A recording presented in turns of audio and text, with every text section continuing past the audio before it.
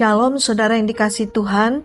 Pesan firman Tuhan hari ini tentang syarat untuk menyembah.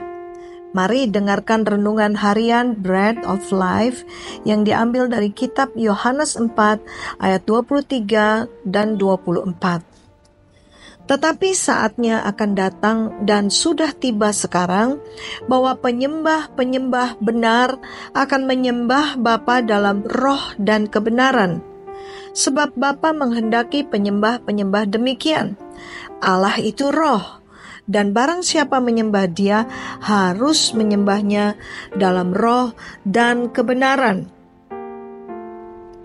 Kita sebagai orang percaya yang menyembah Allah yang benar, kita pun harus tahu bahwa ada syarat dalam menyembah Allah yang benar itu, yang tidak bisa dilakukan secara sembarangan atau suka-suka.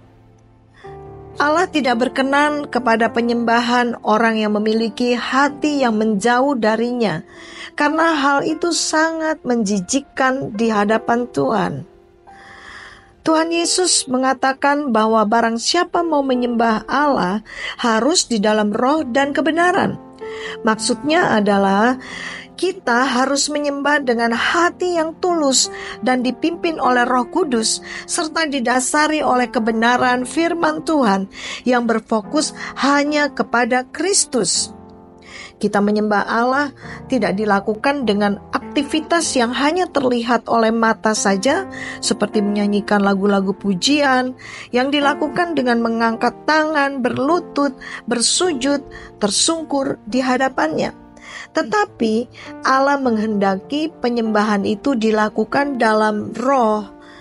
Artinya penyembahan yang harus dilakukan secara rohani di dalam diri orang yang telah dilahirkan kembali oleh Roh Kudus.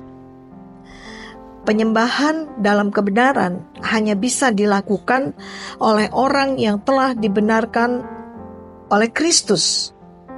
Penyembahan dalam roh dan kebenaran adalah penyembahan yang sejati, yang berasal dari hati yang telah diperbaharui dan dipenuhi Roh Kudus dengan pemahaman yang benar akan Allah, bukan semata-mata ritual atau tempat ibadah, tetapi didasari oleh suatu hubungan pribadi dengan Allah.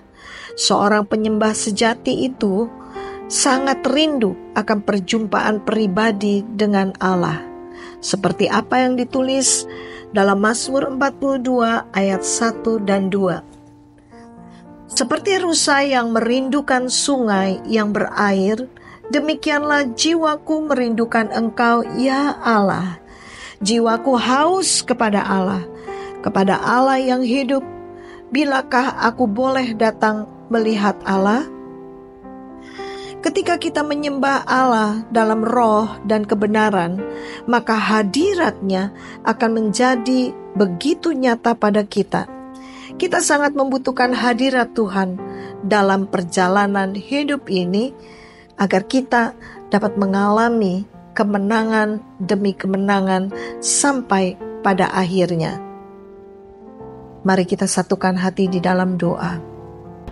Bapa yang baik, terima kasih buat kebenaran firman-Mu yang membuat kami semakin mengerti akan apa yang Kau inginkan untuk kami lakukan.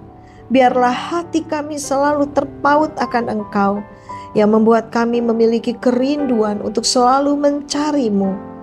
Kami mau hidup sungguh-sungguh di hadapan-Mu, sehingga kami dapat menjadi pribadi yang menyembah-Mu dalam roh dan kebenaran. Dan biarlah hidup kami menyenangkan hati-Mu. Di dalam nama Tuhan Yesus kami berdoa. Amin.